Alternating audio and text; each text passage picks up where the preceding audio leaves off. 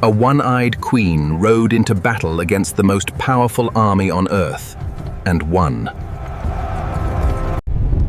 Her name has nearly vanished from Western history books. Roman writers recorded her as an enemy too dangerous to ignore. The New Testament mentions her title without ever naming her.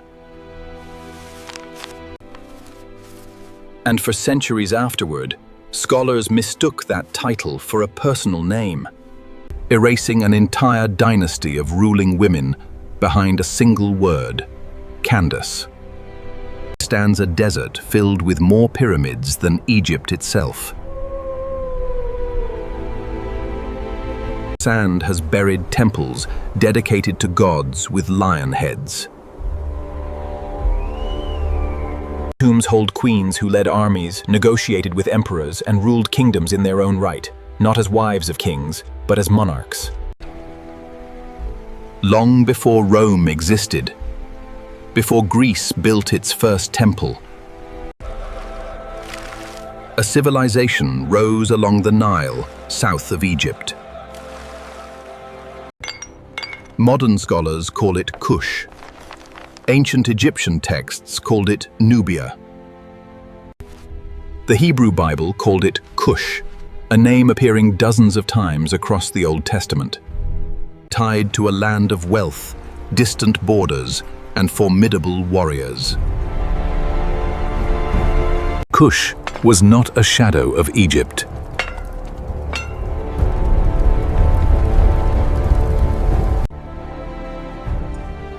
For nearly a century, during the 8th century BCE,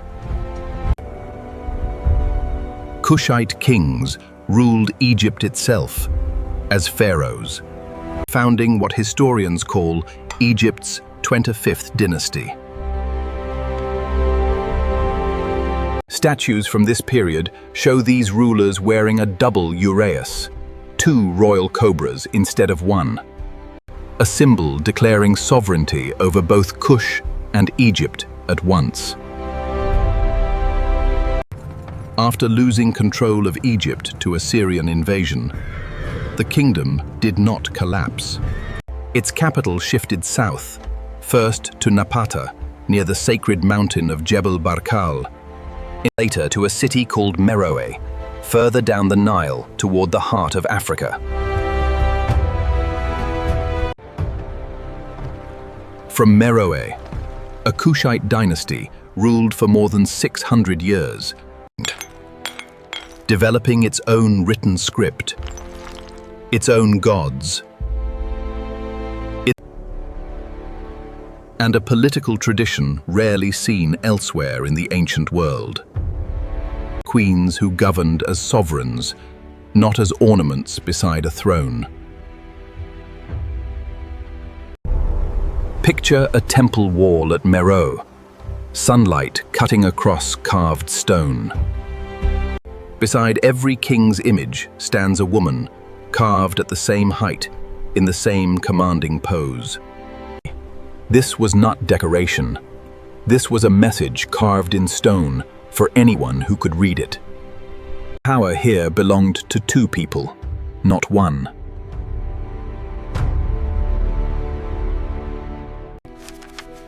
The word for that woman came down through Greek and Roman writers as Kandake, later softened into the more familiar name Candace.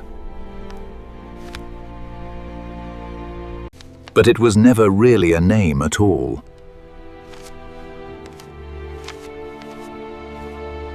It was a title, closer in meaning to Queen Mother or Royal Woman, and it opened the door to the throne itself.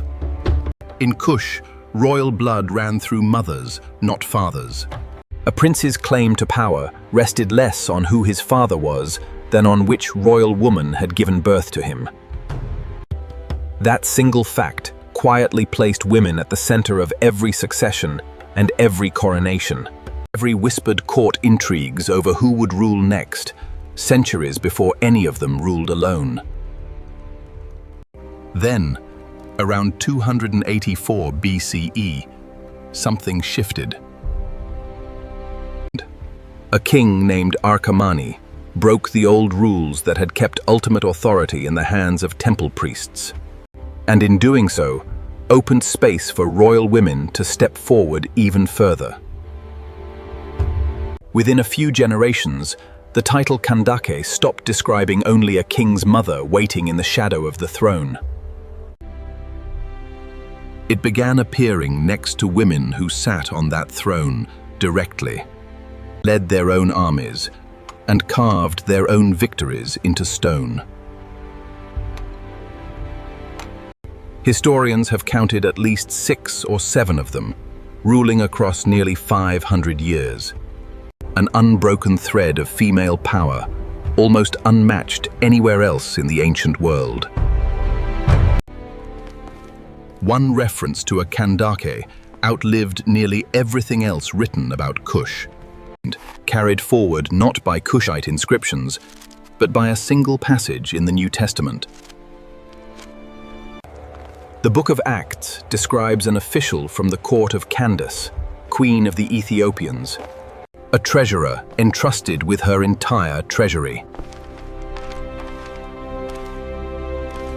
who meets the apostle Philip on a desert road and is baptized.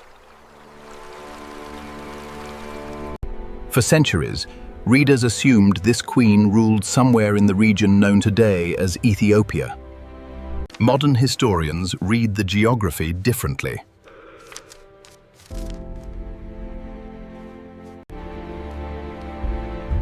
Greek and Roman writers used the term Ethiopia loosely, applying it to almost any land south of Egypt inhabited by dark-skinned peoples. The queen described in Acts almost certainly ruled from Meroe, capital of Kush, not from the highlands of the modern Ethiopian state.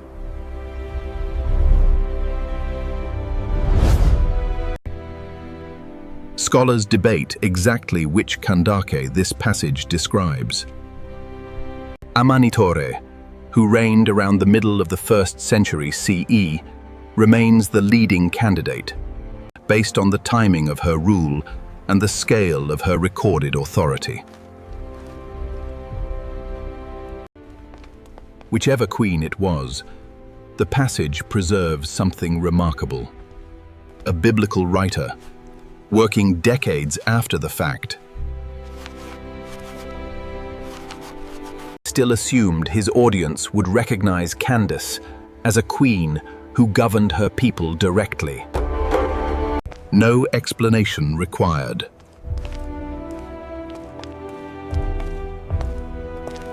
That assumption alone tells us how ordinary female rule had become in Kush by the time the gospel reached the Nile.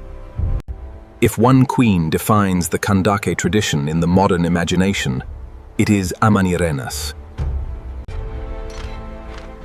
Around 27 BCE, Rome had just annexed Egypt, and the new Roman prefect levied taxes on land the Kushites considered their own. Kush answered with force.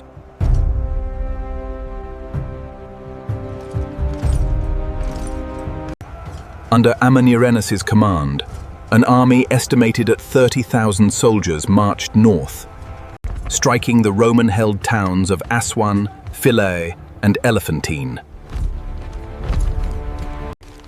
Kushite forces plundered the region and, in an act dripping with symbolism, tore down a bronze statue of the Emperor Augustus and carried its head south as a trophy.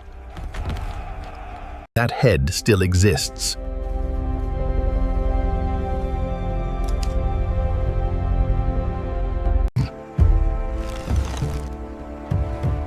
Buried beneath the entrance steps of a temple in Meroe, positioned so that every visitor would walk over the face of Rome's emperor.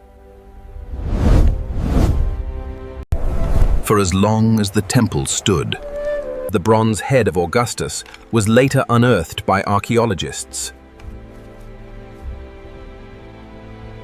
and now sits in the British Museum, one of the most striking pieces of political theatre preserved from antiquity. Rome retaliated. A Roman commander named Petronius pushed south, sacked the Kushite city of Napata, and pressed the war for several years. But the Kushite resistance held.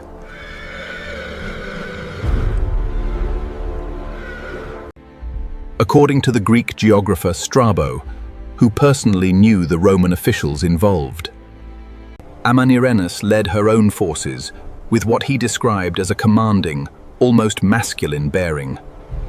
And Toth fought her, and Roman sources note she had lost an eye, likely in battle. A detail her enemies recorded, not to mock her, but because a wounded queen continuing to lead an army into combat unsettled them. 4 years of fighting ended not in Roman conquest, but in negotiation. A peace treaty was struck at Samos, brokered directly with Augustus himself. Rome agreed to cancel the disputed taxes and withdraw its forces from contested territory. Modern historians read the outcome as a rare achievement in the ancient world. A treaty that Rome, at the height of its power, was forced to accept on largely equal terms. The frontier it established held for roughly 3 centuries. Amanirenas spent her remaining years rebuilding her kingdom rather than expanding it further. The period that followed her reign became known as one of the most prosperous eras in Kushite history. She died around 10 BCE and was buried at Jebel Barkal, and the Kushite people commemorated her not with quiet reverence, but with a battle mural painted inside a pyramid chapel, showing her armed with a bow and spear, a line of bound Roman captives tethered before her. The queens who followed continued the tradition of monumental building and military symbolism. Amanishakheto, reigning around the turn of the millennium, commissioned some of the largest pyramids and temples at Meroe. And surviving reliefs show her in the same warrior pose as her predecessor, spear raised over bound enemies at her feet.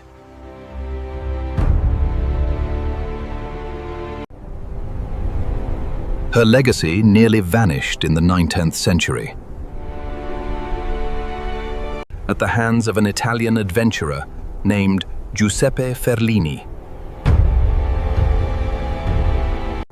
who arrived at Meroe not as an archaeologist, but as a treasure hunter.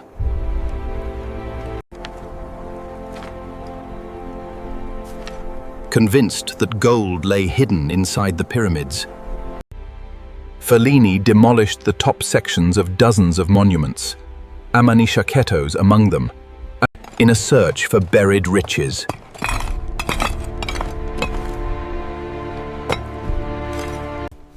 He found her jewelry, elaborate gold rings and pendants of extraordinary craftsmanship, and carried them out of Sudan entirely.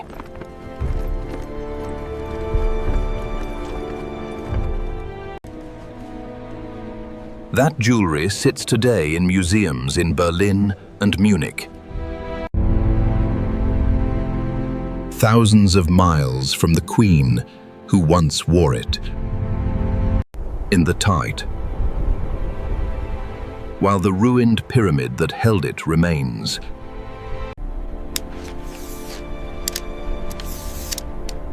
In the words of archaeologists working the site today, it's little more than a sandbox where a royal tomb used to stand.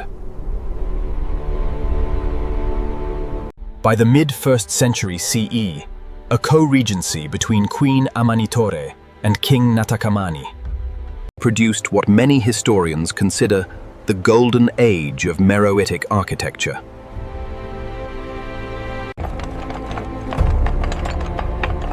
This was not a modest building program. Across the kingdom, from Napata to Meroe to the desert city of Naka, temples rose or were rebuilt on a scale the Nile Valley had not seen in generations. And at every single one of them, the two rulers appear side by side, never one without the other. The clearest statement of that partnership still stands at Naka, carved into the entrance pylons of a temple dedicated to Apedemak, a lion-headed god of war who belonged to Kush alone, borrowed from no one. On the left, Natakamani grips an axe. On the right, Amanitore grips a sword. Both stand in identical poses. Both haul a cluster of bound enemies by the hair. Both about to strike.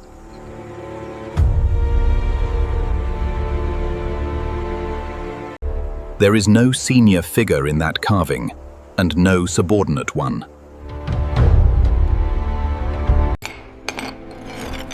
An artist working 2,000 years ago chose, deliberately, to make it impossible to tell who ruled more.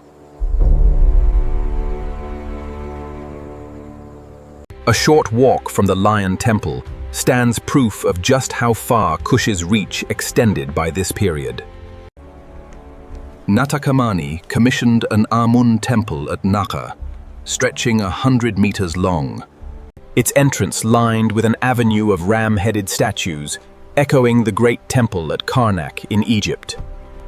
Beside it sits something stranger still, a small pavilion known today as the Roman kiosk.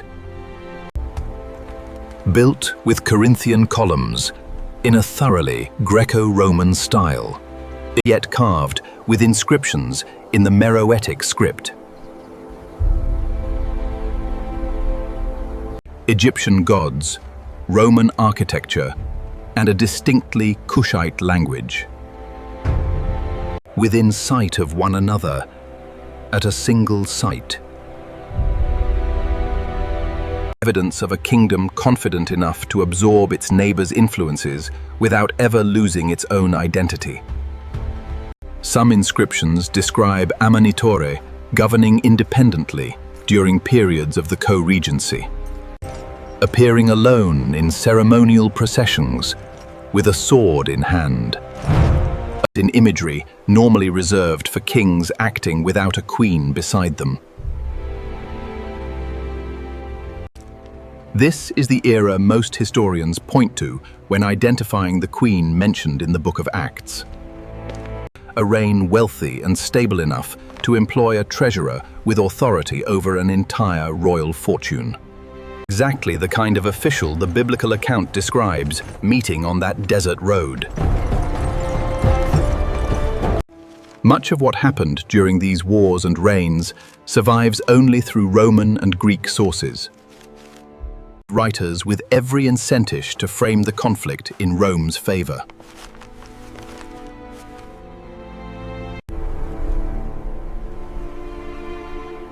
The Kushite side of the story exists too, carved into stone in the Meroitic script, one of the oldest written languages in sub-Saharan Africa. Nearly 2,000 years later, that script remains only partially understood.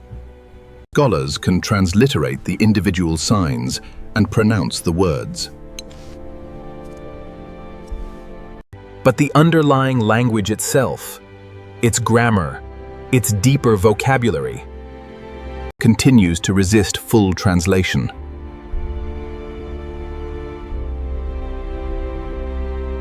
Entire royal inscriptions describing these queens, their wars, their achievements, carved into temple walls at Meroe. Technically readable letter by letter.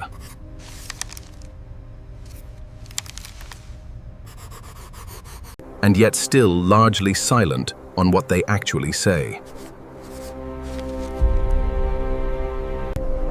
Whatever version of these events the Kushites themselves wanted remembered, remains locked inside a language modern scholarship has not fully recovered. Every empire eventually asks the same question. How do you make sure the world remembers you? Kush answered with stone, and it answered on a scale almost no one outside Africa expects.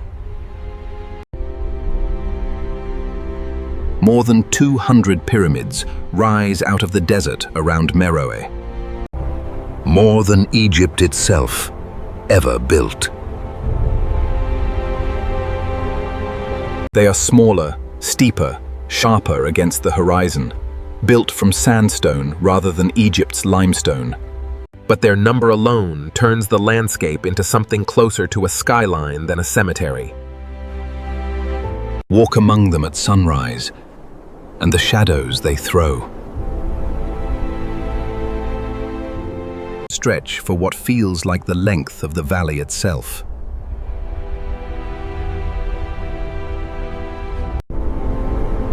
Every one of these pyramids marks a life that mattered enough to be remembered forever.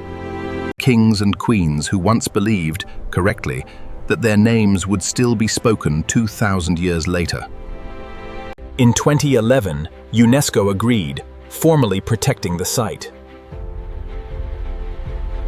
Alongside two neighboring religious centers, Naqa and Musawarat-e-Sufra. For a while, that recognition brought the world back. Tourists arrived by the busload. Families in the nearby village earned their living leading camels between tombs their ancestors had guarded for generations, telling stories of Amanirenas and Amanishakheto to anyone willing to listen. For a moment, it looked like Kush had finally won the fight it started against Rome 2,000 years earlier. The fight to be remembered.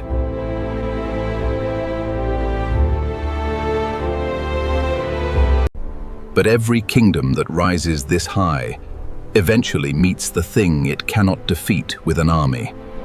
For Kush, that thing was time itself, and a rival growing in the highlands to the east.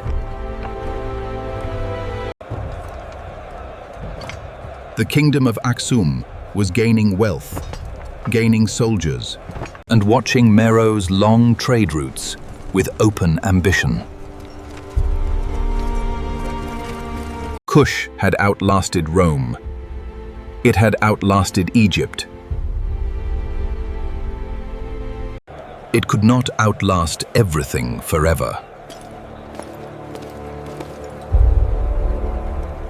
Around 350 CE, an Aksumite army under a king named Ezana marched into the Nile Valley and did what Rome never managed to do. Meroe fell. 600 years of Kushite sovereignty. 600 years of ruling queens and warrior kings ended in what the historical record treats as almost a footnote. A single sacked city, closing a chapter that had opened centuries before either Rome or Aksum existed. In a final, almost bitter irony.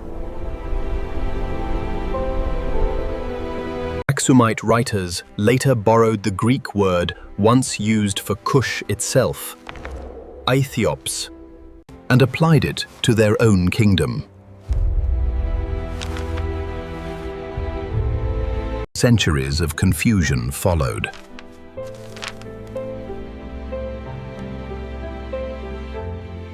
The very name later attached to modern Ethiopia grew tangled with the legacy of a kingdom it had helped destroy, blurring the record so thoroughly that even the queen mentioned in the New Testament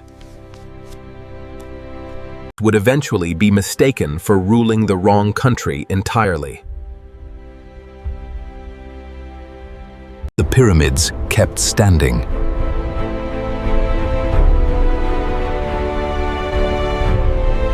The people who built them and the language they spoke slowly stopped being understood by anyone at all. The story of Kush's queens should end there, sealed safely in the past. It does not.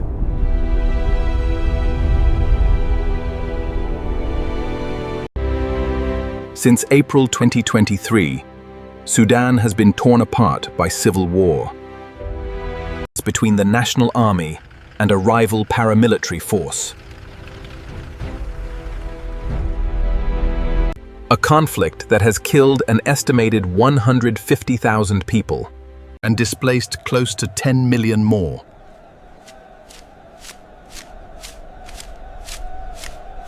The war has reached the pyramids themselves.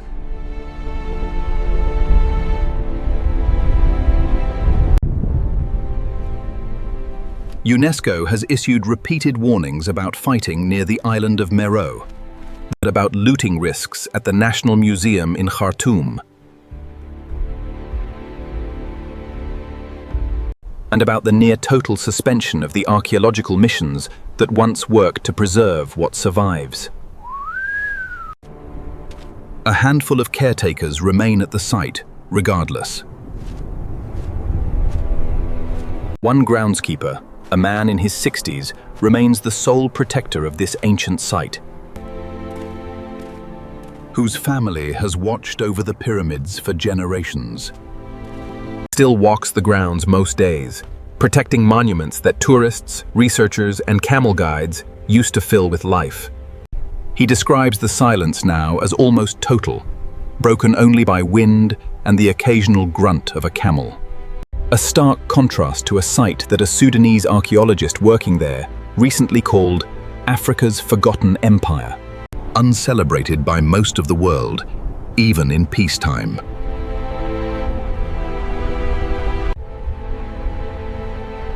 The largest pyramid on the site, built for Amanishakheto herself, already gutted by a 19th century treasure hunter.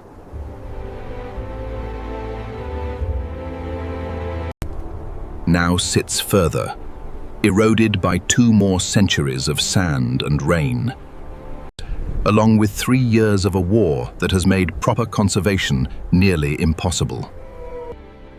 For most of Western history, the word Candace was treated as a name belonging to one woman, as a single queen mentioned once in scripture and then forgotten.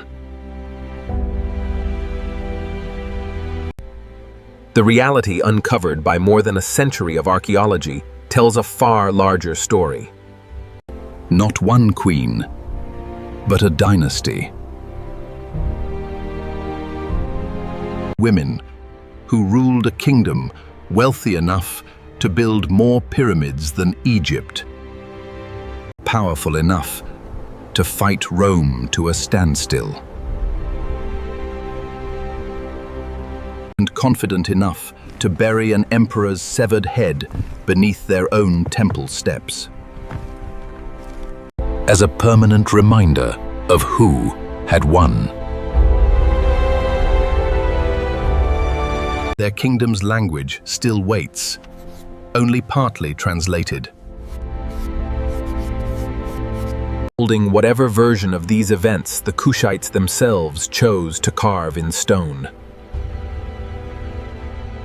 Their monuments still stand, cracked, looted, worn down by sand. And now caught in the middle of a war their builders could never have imagined.